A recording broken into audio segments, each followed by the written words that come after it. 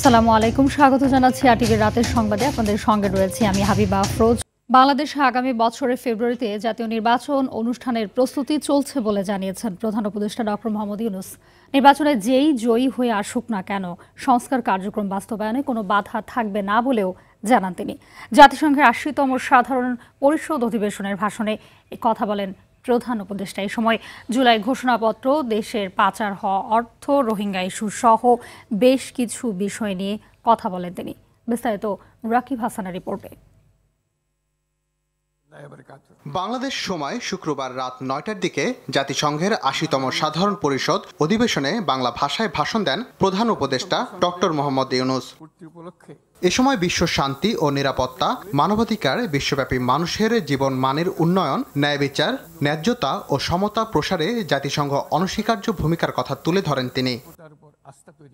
এবারের অধিবেশনে বাংলাদেশে আগামী বছরের ফেব্রুয়ারি মাসে জাতীয় নির্বাচন অনুষ্ঠানের প্রস্তুতির কথা জানান মোহাম্মদ ইউনূস। আগামী বছরের ফেব্রুয়ারি মাসে আমরা জাতীয় নির্বাচন অনুষ্ঠানের প্রস্তুতি নিচ্ছি।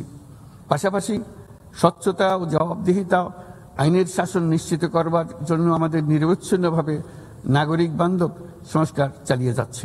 জুলাই ঘোষণাপত্রের মাধ্যমে আগামীতে নির্বাচিত সরকারের সংস্কার কাজের নিশ্চয়তা থাকবে বলেও নিশ্চয়তা দেন তিনি।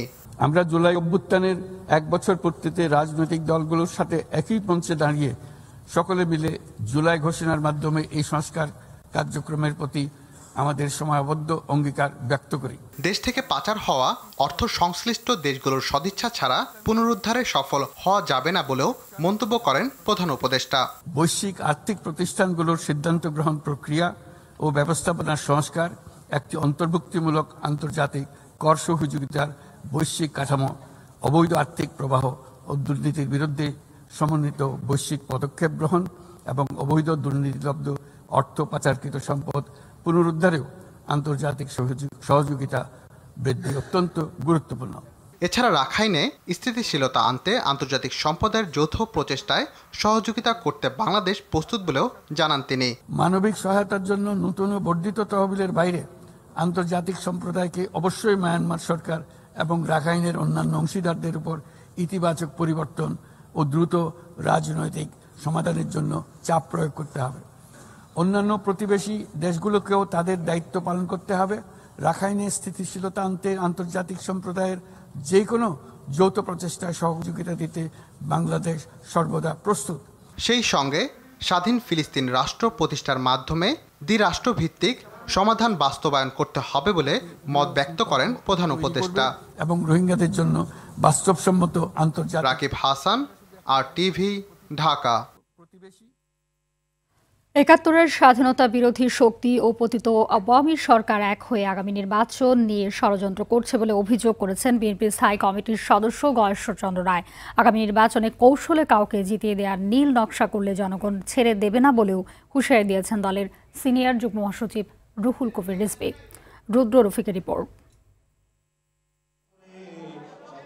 বিএনপি চেয়ারপারসন বেগম খালেদা জিয়ার সুস্থতা কামনা ও জাতীয়তাবাদী ছাত্র দলের প্রতিষ্ঠাতা আহ্বায়ক কাজী আসাদুজ্জামান স্মরণে রাজধানীর মিরপুরে এই দোয়া মাহফিল। এ সময় দলের সিনিয়র যুগ্ম মহাসচিব রুহুল কবির রিজভী অভিযোগ করেন, একটি বিশেষ দলের উদ্দেশ্য সাধনের জন্য ডাকসু জাকসু নির্বাচনে অনিয়ম করা হয়েছে। আগামী জাতীয় নির্বাচনে উদ্দেশ্যমূলক ফলাফল প্রকাশ হতে পারে বলে শঙ্কা প্রকাশ করেন তিনি। ব্যালট পেপার পাওয়া গেছে, ছাপানো হয়েছে নীলক্ষেতে, গণমাধ্যমে এসছে, এটাকে আপনি চাপা দেবেন কি করে? এই প্রক্রিয়া যদি চলতে থাকে আগামী জাতীয় নির্বাচন অত্যন্ত ঝুঁকিপূর্ণ হয়ে যাবে এবং নানা কায়দা কানুন করে উদ্দেশ্য প্রণোদিতভাবে কোনো ফলাফল করা হবে কিনা এই নিয়ে জনমনে প্রশ্ন দেখা দিয়েছে। বিএনপির স্থায়ী কমিটির সদস্য বেগম সেলিমা রহমানের অভিযোগ, বিএনপিকে নিয়ে নানা মিথ্যাচার করা হচ্ছে। আজকে বিভিন্নভাবে বিভিন্ন কৌশলের মধ্যে বিভিন্ন মিথ্যা প্রচারণের মাধ্যমে আজকে বিএনপিকে হেয় করার চেষ্টা করা হচ্ছে। রাজধানীর লালবাগে সনাতন ধর্মাবলম্বীদের সাথে মতবিনিময় অনুষ্ঠানে বিএনপির স্থায়ী কমিটির আরেক সদস্য গয়েশ্বর চন্দ্র রায় বলেন, নির্বাচন নিয়ে নানা ষড়যন্ত্র চলছে। তারা বাংলাদেশের সৃষ্টিতে বাধা দিচ্ছে, তারা আগামী নির্বাচনটা যাতে না হয় তা ভণ্ডুল করার চেষ্টা করছে। আর তার সাথে ফ্যাসিবাদীরা গোপনে আঘাত করছে। শারদীয় দুর্গোৎসবকে কেন্দ্র করে কেউ যেন ঘোলা পানিতে মাছ শিকার করতে না পারে সেজন্য নেতাকর্মীদের সতর্ক করেন গয়েশ্বর। ষড়যন্ত্রকারী তারা যেন এই পূজাটাকে ষড়যন্ত্রের অংশ হিসেবে কাজে লাগায়। রুদ্র রফিক, RTV, ঢাকা। জামায়াতের পিআর পদ্ধতি ও এনসিপির প্রতীক জটিলতা নির্বাচনের প্রভাব ফেলবে না বলে জানিয়েছেন নির্বাচন কমিশনার আনোয়ারুল ইসলাম। সকালে চাঁপাইনবাবগঞ্জের শহীদ সাটু হল মিলনায়তনে নির্বাচন প্রক্রিয়ায় ভোট গ্রহণকারী কর্মকর্তাদের দায়িত্ব পালনের চ্যালেঞ্জ সমূহ নিরূপণ ও উত্তরণের উপায় বিষয়ক কর্মশালায় তিনি সব কথা বলেন বিগত নির্বাচনে ভোট কারচুপির সাথে জড়িতদের নির্বাচনী দায়িত্ব পালন করতে দেয়া হবে না।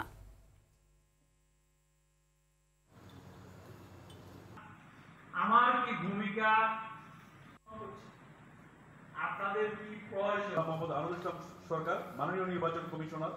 আইন যেভাবে আছে সেই অনুযায়ী নির্বাচন কমিশন নির্বাচনী কার্যক্রমের যে প্রস্তুতি সেটি নিচ্ছে এবং যারা অতীতের নির্বাচনের সাথে অবৈধ কাজের সাথে সংশ্লিষ্ট ছিলেন তাদেরকে আমরা নির্বাচনী দায়িত্ব থেকে দূরে রাখব, তাদেরকে নির্বাচনী দায়িত্ব পালন করতে দিব না।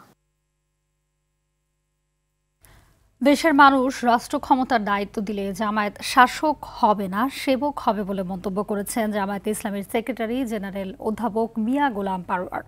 আর ইসলামী আন্দোলনের মুখপাত্র গাজী আতাউর রহমান বলেছেন, বিদ্যমান নির্বাচনী ব্যবস্থা ব্যর্থ হওয়ায় পিআর পদ্ধতিতে নির্বাচন চান তারা। 5 দফা দাবিতে দেশব্যাপী বিক্ষোভের আলাদা অনুষ্ঠানে তারা এসব কথা বলেন। অর্ণ গফুরের রিপোর্ট।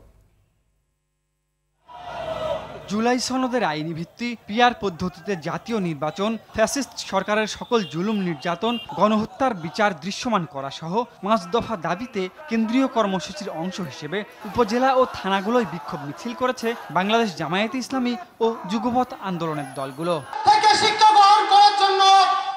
ডুমুরিয়া উপজেলা জামায়াতে ইসলামীর উদ্যোগে ডুমুরিয়া স্বাধীনতা চত্বরে ছাত্র যুব সমাবেশে প্রধান অতিথি হিসেবে যোগ দেন দলটির সেক্রেটারি জেনারেল অধ্যাপক মিয়া গোলাম পরোয়ার। জুলাই সনদকে দ্রুত বাস্তবায়ন করে তার আলোকে জাতীয় নির্বাচনের দাবি জানান তিনি। বলেন, ক্ষমতায় গেলে বাড়তি সুবিধা নেবে না জামায়াত নেতাকর্মীরা। মহান আল্লাহ তাআলার ইচ্ছায় বাংলাদেশের মানুষ যদি আমাদেরকে রাষ্ট্র ক্ষমতার দায়িত্ব দেয়, আমরা যদি রাষ্ট্র গঠন করতে পারি, আমরা শাসক হব না, আমরা সেবক হব। আমরা সব যুবকদের কর্মসংস্থান করব। জামাতের কোন মন্ত্রী, কোন এমপি সরকারি গাড়ি, সরকারি বাড়ি, সরকারি ফ্ল্যাট, সরকারি প্লট গ্রহণ করবে না। এদিকে ঢাকা 8 সংসদীয় আসনে ইসলামী আন্দোলন আয়োজিত গণসমাবেশে নেতারা অভিযোগ করেন, কোন দল তাদের অতীত চরিত্র পরিবর্তন করতে চায় না। লুটপাটের রাজনীতি যাতে ফিরে না আসে সেজন্য নতুন বন্দোবস্ত দরকার বলে উল্লেখ করেন গাজী আতাউর রহমান। নতুনভাবে দেশ নির্মাণ করতে চেয়েছি, সংস্কার চেয়েছি এবং নির্বাচন পদ্ধতির পরিবর্তন চেয়েছি। বর্তমানে যে নির্বাচন পদ্ধতি রয়েছে বিগত দিনে তা ব্যর্থ হয়েছে। এই ব্যর্থ নির্বাচন পদ্ধতি দিয়ে সামনে যদি নির্বাচন হয়, সামনে নির্বাচনও ব্যর্থ হবে। এছাড়া কেন্দ্রীয় কর্মসূচির অংশ হিসেবে নারায়ণগঞ্জ, হবিগঞ্জ, পিরোজপুর, বাগেরহাট, কুমিল্লা, ব্রাহ্মণবাড়িয়া, হিলি, কুষ্টিয়া, নেত্রকোনা, নীলফামারী, লক্ষ্মীপুর, জয়পুরহাট, নাটোর, পটুয়াখালী ও সিরাজগঞ্জের শাহজাদপুর সহ দেশব্যাপী বিক্ষোভ মিছিল ও সমাবেশ করে জামায়াত ইসলামী। অন্যদিকে দুর্গাপূজা উপলক্ষে মন্দির ও পূজা কমিটির নেতাদের সঙ্গে মত বিনিময় করেছেন ঢাকা 8 আসনের জামায়াত মনোনীত প্রার্থী অ্যাডভোকেট ডক্টর হেলাল উদ্দিন। আপনারা সজাগ থাকবেন, কারা কোন দিকে কেমন হাঁটাহাঁটি করে। অরণ্য গফুর, RTV, ঢাকা। ঘোষণার আগে রাজধানীর বাজারে বাড়তে শুরু করেছে সয়াবিন তেলের দাম।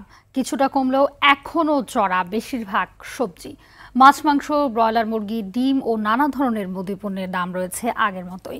মোহাম্মদ সায়েমের রিপোর্ট। আগের সপ্তাহের তুলনায় সবজির দাম কিছুটা কমলেও বেশিরভাগই বিক্রি হচ্ছে কেজি প্রতি 60 থেকে 180 টাকায়। আগের বাড়তি দামেই বিক্রি হচ্ছে চাল। ভোক্তাদের জন্য যথেষ্ট প্রেরণাদায়ক আর কি, আমাদের সামর্থ্যের বাইরে আমরা পারতেছি না ভাই। আর কি অবস্থা, গাজর হইলো 100 টাকা, বেগুন হইলো 80 টাকা, আর ওটা হইলো 160 টাকা কেজি। পুরো ঈদে পর্বে হু করে 1 কেজিতে মনে করেন 8 টাকা 10 টাকা কেজিতে বাড়ছে। ওই বাড়ছে যে ওই বাড়াতে আসলে প্রায় 2 মাসের মতো, কমে নেই। এদিকে সরকার ও ব্যবসায়ীদের বৈঠকে দাম নির্ধারণ না হলেও খুচরা বাজারে বেড়েছে সব ধরনের ভোজ্য তেলের দাম। 5 টাকা করে বাসে। আমরা পাম তেল আগে 165 ছিল, এখন 170 করে বিক্রি করতেছি, আর সয়াবিন 185 ছিল, 190 টাকা বিক্রি করতেছি। এদিকে তেলের দাম বৃদ্ধির কারণ জানেন না বিক্রেতারাও। কারাই দামটা বাড়িয়েছে সঠিক আমরা জানি না, আমরা কিনে আনি এই দামে বা এরকম বেশি আমরা। মাছ, মাংস, মুরগি, ডিম ও নানা ধরনের মুদি পণ্যের দাম স্থিতিশীল রয়েছে। মোহাম্মদ সায়েম, RTV, ঢাকা। একদিন পরেই শুরু হচ্ছে সনাতন ধর্মাবলম্বীদের সবচেয়ে বড় ধর্মীয় উৎসব দুর্গাপূজা। রাজধানী ঢাকা সহ সারা দেশে চলছে শেষ মুহূর্তের প্রস্তুতি। সাজসজ্জা ও শেষ তুলির আঁচড়ে মা দুর্গাকে রাগিয়ে তুলতে কাজ করছেন প্রতিমার শিল্পীরা। আয়োজকরা বলছেন এবারের উৎসব পাবে ভিন্ন মাত্রা। নিহার নন্দীর ক্যামেরায় আরও জানাচ্ছেন বিপুল দেব রায়। শরতের আকাশে অরুণ আলোর অঞ্জলি, মাঠ জুড়ে কাশফুলের শুভ্রতা। এমন মিতালি জানান দিচ্ছে আসছে পুজো। ইতোমধ্যে মহালয়ার মধ্যে দিয়ে সূচিত হয়েছে দেবীপক্ষের। বসুন্ধরাকে শস্যে ভরিয়ে দিতে মা এবার পৃথিবীতে আসছেন গজে চড়ে, আর কৈলাসে ফিরবেন দোলাই করে। এটি পৃথিবীতে শুভ ও অশুভ উভয়ই নির্দেশ করে। এরপরও কমতি নেই সনাতন ধর্মাবলম্বীদের প্রাণের শারদীয় দুর্গা উৎসবকে বরণ করে নিতে। অশুভ শক্তিকে বধ করতে মায়ের জাগ্রত শক্তির বন্দনা শুরু হবে রোববার ষষ্ঠী পূজার মধ্যে দিয়ে। যখন আপনারা এসে বলবেন যে হ্যাঁ প্রতিমা ভালো হয়েছে, তখন আমাদের মনে যে কতটুকু আনন্দ হয় সেটা আমরা অনুভূতি করতে পারবো না। মায়ের কাছে আমরা প্রার্থনা করব দেশে যেন শান্তি বিরাজ করে। পূজা উদযাপনের সব প্রস্তুতি সম্পন্ন করা হয়েছে জানিয়ে রাজধানীর বিভিন্ন মন্দিরের আয়োজকরা জানান নতুন মাত্রা যোগ হবে এবারের উৎসবে। গত বছরের চেয়ে এবছর যেন আরো ভালো হয়, সেই জন্য আমরা সর্বাত্মক প্রস্তুতি নিয়েছি। আমাদেরকে পাহারা দিয়ে পূজা করতে হবে, আমরা ওইরকম চাই না। বিগত দিনও যেভাবে করে আসছি এখনো আমরা এইটাই করতে চাইতেছি। সারা দেশে এবার মোট ৩৩,৩৫৫টি পূজা মণ্ডপে শারদীয় দুর্গাপূজা অনুষ্ঠিত হচ্ছে। দুর্গাপূজার প্রস্তুতির মধ্যেই কয়েকটি জেলায় দুর্গা প্রতিমা ও মন্দিরে হামলার ঘটনা ঘটেছে। রাষ্ট্রীয় আলোকিত চেতনা, সামাজিক প্রতিরোধের মাধ্যমে এই সহিংসতার অবসান ঘটাতে হবে।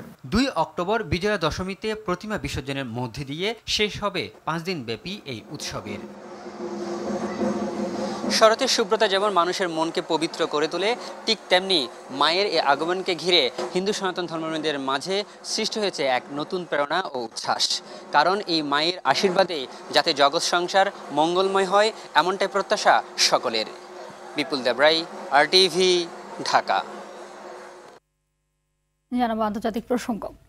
গাজা ইসরায়েলের গণহত্যা সহ মধ্যপ্রাচ্যের একাধিক দেশে হামলার প্রতিবাদে জাতিসংঘে বক্তব্য দেওয়ার সময় বেনিয়ামিন নেতানিয়াহুর ভাষণ বয়কট করে হল ত্যাগ করেছেন শতাধিক দেশের কূটনৈতিক।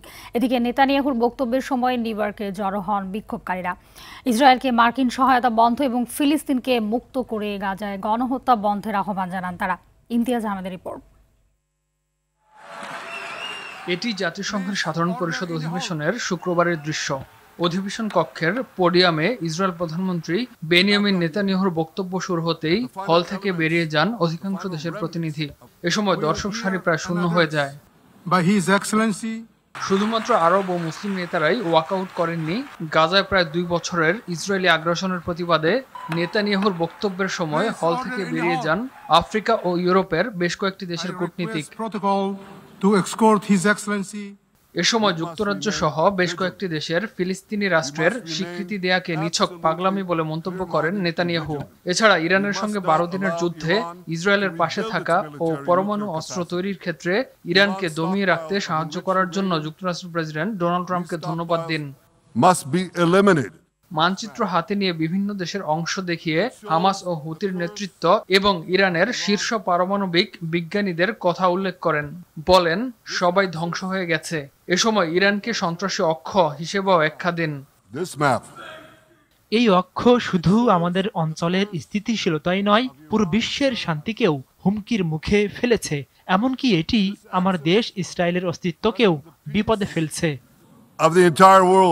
হামাসকে উদ্দেশ্য করে নেতানিয়াহু বলেন, হামাস যদি অস্ত্র ফেলে দেয় এবং জিম্মিদের মুক্তি দেয় তবেই যুদ্ধ শেষ হবে।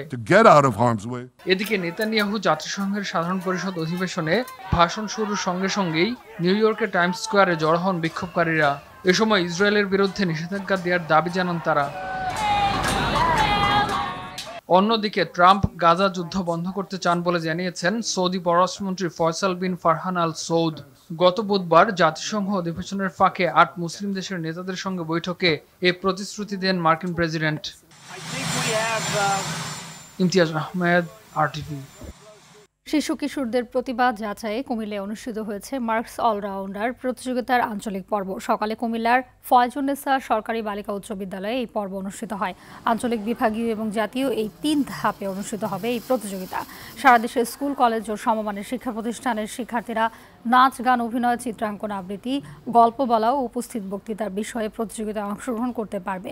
বিস্তারিত জানতে এবং রেজিস্ট্রেশন করতে ভিজিট করতে হবে www.marksallrounder.com এই ওয়েবসাইটে। প্রতিযোগিতায় বিভিন্ন পর্যায়ের বিজয়ীরা পাবেন সর্বমোট 1 কোটি টাকারও বেশি উপহার। লিনেক্স ইলেকট্রনিক্স বাংলাদেশ লিমিটেডের মোবাইল ফোন ব্র্যান্ড বেঙ্গল এর বগুড়া জেলার পরিবেশক মোবাইল মেলার উদ্যোগে অনুষ্ঠিত হয়েছে রিটেইলার মিট 2025। বগুড়া শহরের মোমো ইন হোটেল অ্যান্ড রিসোর্টে আয়োজিত জমকালো অনুষ্ঠানে সভাপতিত্ব করেন মোবাইল মেলার ব্যবস্থাপনা পরিচালক আব্দুল ওয়াহেদ। এছাড়া অনুষ্ঠানের প্রধান অতিথি হিসেবে উপস্থিত ছিলেন লিনেক্স ইলেকট্রনিক্স বাংলাদেশ লিমিটেডের chief operating officer engineer Mohammad Nahidul ইসলাম।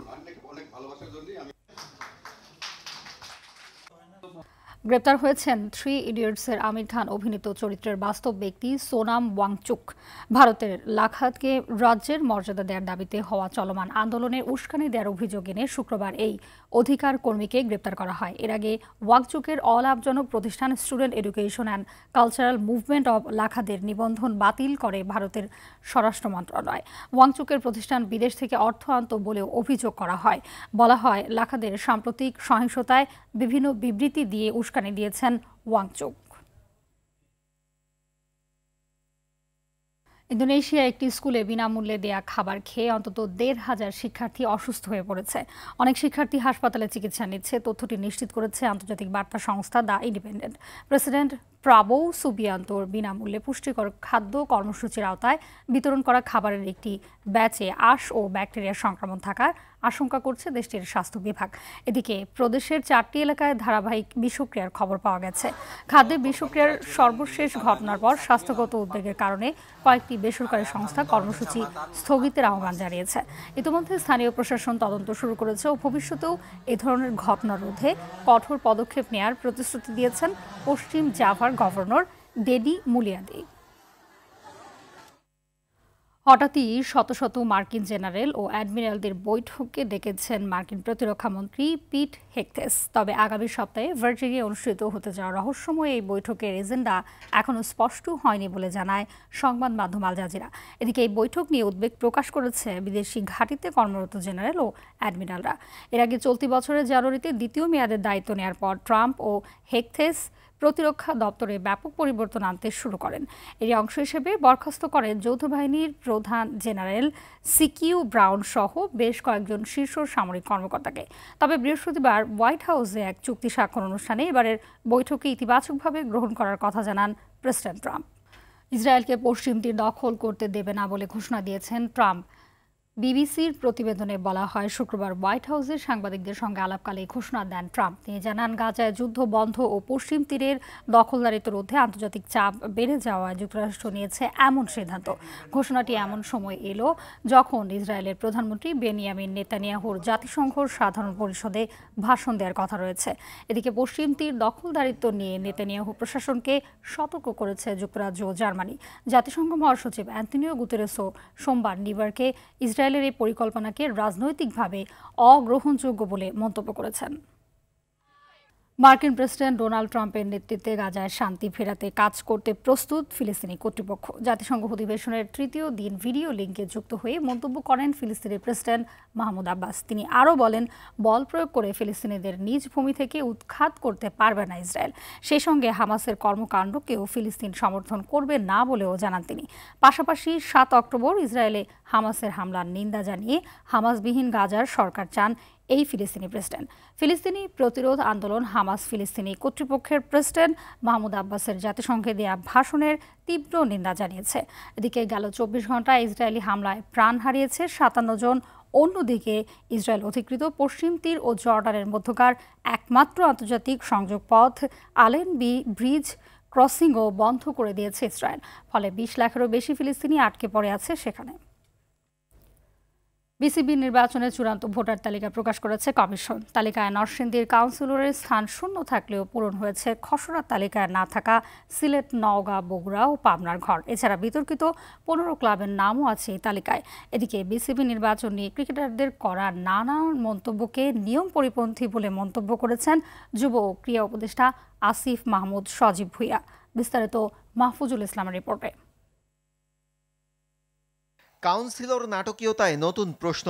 192 কাউন্সিলরের তালিকায় নেই শুধু নরসিংদীর নাম, পূরণ হয়েছে সিলেট, নওগাঁ, বগুড়া ও পাবনার শূন্য স্থান। খসড়া তালিকায় ছিল না এই 5 জেলার নাম। শুধু তাই নয়, বিগত বোর্ডের সময় তৃতীয় বিভাগ বাছাই থেকে উত্তীর্ণ হওয়া 15 ক্লাব নিয়ে সৃষ্ট জটিলতা নিরসন হয়েছে। তাদের নিয়েই হচ্ছে এবারের নির্বাচন। তামিম ইকবাল ও ফারুক আহমেদের কাউন্সিলরশিপ নিয়ে ওঠা আপত্তি আগেই খারিজ করেছে কমিশন। সব মিলিয়ে নরসিংদীকে বাদ দিলে বিসিবির মোট ভোট 191টি। এদিকে নির্বাচন নিয়ে সরগরম ক্রিকেট পাড়ায় নানান গুঞ্জন। তামিম ইকবালের শঙ্কার সুরে সুর মিলিয়েছেন বেশ কয়েকজন জাতীয় ক্রিকেটার। বিষয়টিকে নিয়ম বহির্ভূত বলছেন ক্রীড়া উপদেষ্টা। রানিং ক্রিকেটার খুবই দুঃখজনক যে বোর্ড ইলেকশন নিয়ে কথা বলছে, যেটা তার যে কন্ট্রাক্ট সেখানকার সম্পূর্ণ ভায়োলেশন। এবং এই যে ক্রিকেটারদেরকে দিয়ে দলাদলি করানো, এটা আমি যখন অ্যাজ এ ফ্যানও দেখছি 2 বছর আগে, 5 বছর আগে, এখনও এটা হচ্ছে না, খুব দুঃখজনক। এবং যারা এগুলো করাচ্ছেন তাদের আসলে শেম ফিল করা উচিত। আমি বিসিবির প্রতিও আহ্বান জানাবো যে এগুলোকে প্রফেশনালি আপনাকে ডিল করতে হবে। নাহলে আপনার একটা প্রফেশনাল টিমই যদি আপনি না তৈরি করতে পারেন, তাহলে আপনি ক্রিকেটকে আসলে কোথায় নিয়ে যাবেন। এদিকে বিসিবি নির্বাচন নিয়ে তার বিরুদ্ধে ওঠা নানান অভিযোগকে ভিত্তিহীন বলেও মন্তব্য ক্রীড়া উপদেষ্টার। সবাই বলে থাকে যে ক্রীড়া সংস্থা থেকে মন্ত্রণালয় নিয়ন্ত্রণ করেছে কারা। তো মন্ত্রণালয় নিয়ন্ত্রণ করলে তো প্যাটার্নটা আপনারা বুঝতে পারতেন যে কোথাও যদি আমার পরিচিত কেউ বা আমার কোনো আত্মীয় বা আমার কোনো মনে করেন অনেকে বলে যে আমি কোনো পলিটিক্যাল পার্টির সাথে অ্যাফিলিয়েটেড, তারা যদি কেউ আসতো তাহলে আপনি বলতে পারতেন। সব জায়গা থেকে ক্রিকেট সংশ্লিষ্ট লোকজনকে, ক্রীড়া সংস্থার লোকজনকে আনার চেষ্টা করেছে, যাদেরকে আমি চিনিও না। কাউন্সিলর লিস্ট প্রকাশের মধ্যে আমার মনে হয় যে সব সমস্যার বা সব গুঞ্জনের একটা ইতি এসেছে। 6 অক্টোবর হবে বহুল প্রতীক্ষিত বিসিবির নির্বাচন। মাহফুজুল ইসলাম, RTV, ঢাকা। জিমন্যাস্টিক্সে উন্নতির লক্ষ্যে ঢাকা এবং ঢাকার বাইরে অত্যাধুনিক প্রশিক্ষণ কেন্দ্র তৈরির ঘোষণা দিলেন যুব ও ক্রীড়া উপদেষ্টা আসিফ মাহমুদ সজীব ভুঁইয়া। আন্তঃস্কুল জিমন্যাস্টিক্স প্রতিযোগিতার সমাপনী অনুষ্ঠানে প্রধান অতিথি হিসেবে উপস্থিত থেকে এই ঘোষণা দেন তিনি।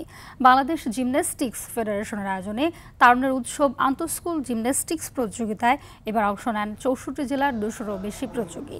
জাতীয় ক্রীড়া পরিষদের জিমনেশিয়ামে 2 দিন ব্যাপী চলে এই ক্রীড়াযজ্ঞ। সমাপনী অনুষ্ঠানে ক্রীড়া উপদেষ্টা আরও বলেন, ফুটবল ও ক্রিকেটের মতন জিমন্যাস্টিক্সের উন্নয়নেও সর্বোচ্চ চেষ্টা করবে ক্রীড়া মন্ত্রণালয়। অনুষ্ঠানে বিশেষ অতিথি হিসেবে উপস্থিত ছিলেন যুব ও ক্রীড়া মন্ত্রণালয়ের সচিব মাহবুবুল আলম।